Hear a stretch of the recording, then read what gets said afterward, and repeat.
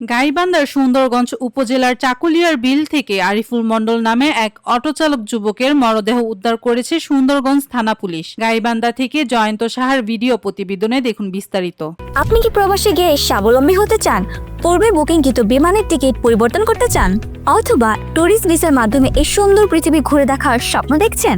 আপনার স্বপ্নকে বাস্তবায়ন করতে A to Z travels and tours আছে আপনার সাথে। রবিবার 29 জুন সকাল 9:30টার দিকে উপজেলার সর্বানন্দ ইউনিয়নের চাকুলিয়া বিল থেকে তার মরদেহ উদ্ধার করা হয়। একই সঙ্গে ওই ইউনিয়নের কাশিমবাজার নামক স্থান থেকে যুবকের অটোটি ও ব্যাটারিবিহীন অবস্থায় উদ্ধার করেছে পুলিশ। নিহত আরিফুল মণ্ডল উপজেলার সোনারায় ইউনিয়নের পশ্চিম শিবরাম বাবুর দিগিরপাড় গ্রামের মোহাম্মদ শহীদুল মণ্ডলের ছেলে। পরিবার সূত্রে জানা গেছে, আরিফুল মণ্ডল শনিবার বিকেলে অটো নিয়ে বাড়ি থেকে বের হয়ে আর ফিরে আসেনি। পরিবারের লোকজন তার মুঠোফোনে ফোন দিলে ফোনটি বন্ধ পায়। অনেক খোঁজাখুঁজি করেও তার সন্ধান পাওয়া যায়নি। রোববার সকালে সর্বানন্দ ইউনিয়নের চাকুলিয়ার বিলের মধ্যে একটি অজ্ঞাত লাশ দেখতে পেয়ে স্থানীয় লোকজন থানায় খবর দেয়। এদিকে অজ্ঞাত লাশ পাওয়ার খবর পেয়ে আরিফুলের পরিবারের লোকজন ঘটনাস্থলে গিয়ে তার মরদেহ শনাক্ত করে। পরে সুন্দরগঞ্জ থানা পুলিশ নিহত আরিফুল মণ্ডলের লাশ উদ্ধার করে ময়নাতদন্তের জন্য গাইবান্ধা সদর হাসপাতালে মর্গে প্রেরণ করেন।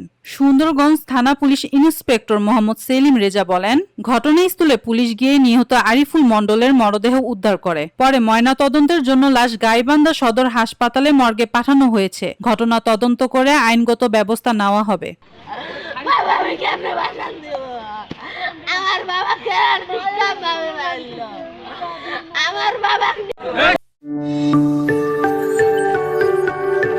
ছাব্বিশে টেলিভিশন, মাতৃভূমির বন্ধনে।